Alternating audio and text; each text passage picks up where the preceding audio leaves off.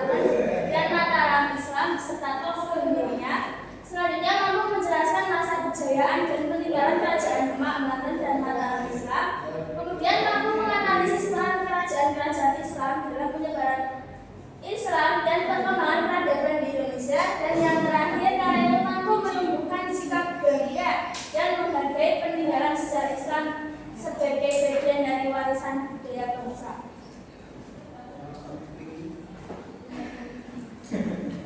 Memasuki materi pertama yaitu masuknya Islam ke Indonesia. Nah, proses masuknya Islam ke Indonesia itu dapat diklasifikasikan menjadi 3 periode, yaitu yang pertama masa Singgah dimulai dari abad 7 sampai 10 Masehi, kemudian masa penyebaran dimulai dari abad 11 sampai 13 Masehi, dan yang terakhir masa politik dimulai dari abad ke-13 sampai 18 Masehi.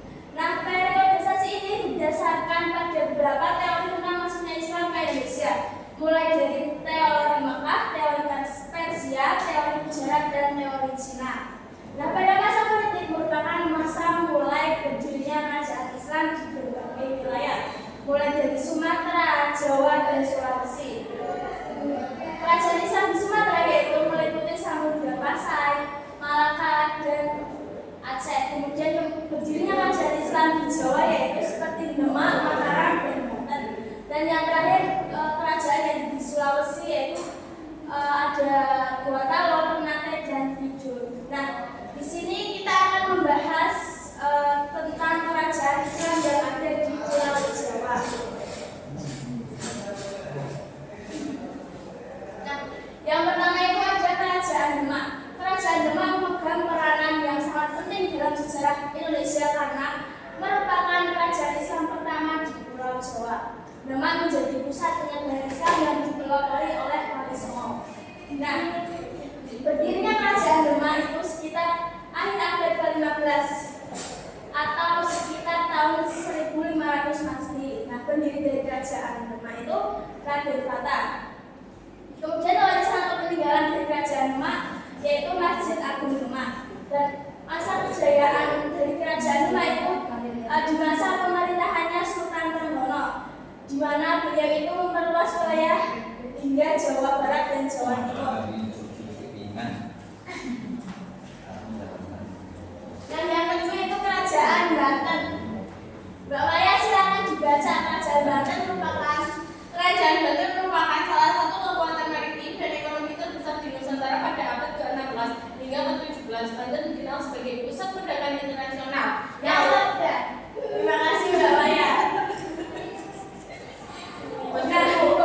Berdirinya kerajaan Banten itu sekitar tahun 1526. Nah, pendiri dari kerajaan Banten itu sendiri yaitu Sultan Maulana Hasanuddin. Kemudian kerajaan Banten itu terletak di ujung barat Pulau Jawa. Nah, masa kejayaan dari kerajaan Banten itu pada masa pemerintahannya Sultan Agung Tirtayasa sekitar tahun 1651 sampai 1683.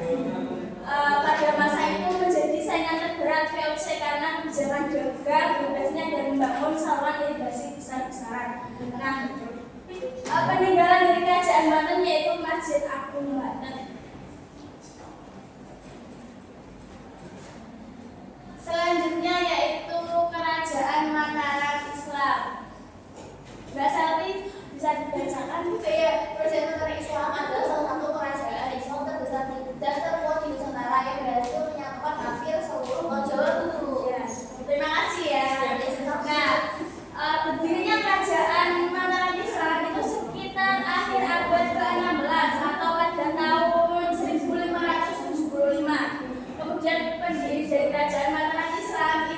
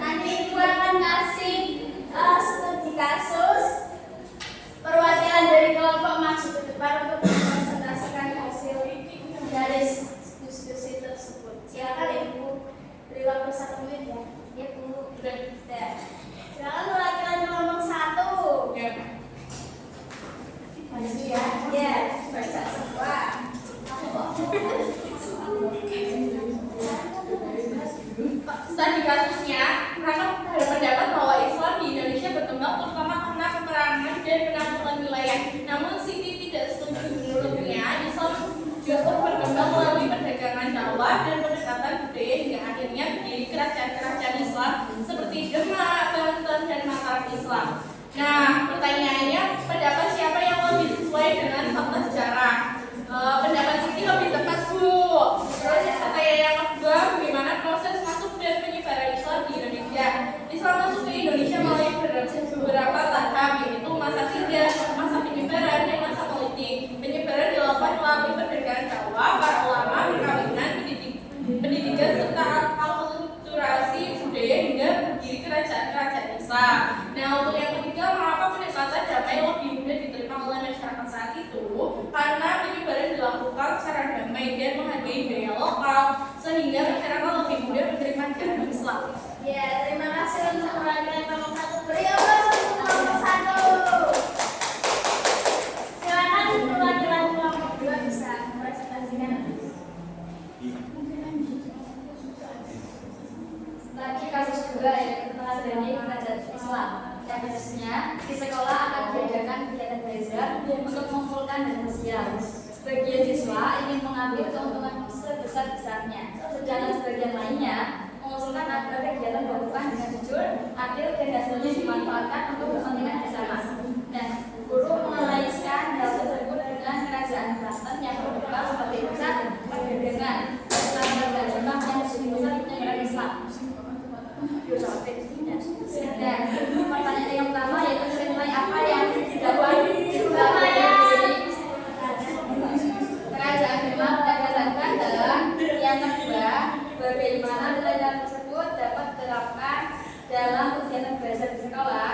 Pertanyaan ketiga yaitu mengapa sikap jujur dan bekerjasama penting dalam kehidupan sehari-hari. Dan jawabannya yang pertama, nilai yang dapat diteladani antara lain yaitu semangat berdakwah, kerjasama, kejujuran dalam berdagang, kepemimpinan, dan mengutamakan kepentingan masyarakat.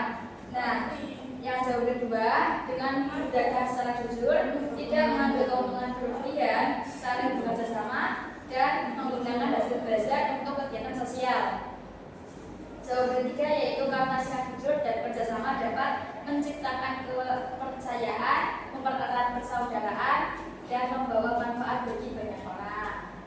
Sudah, Bu. Ya, terima kasih.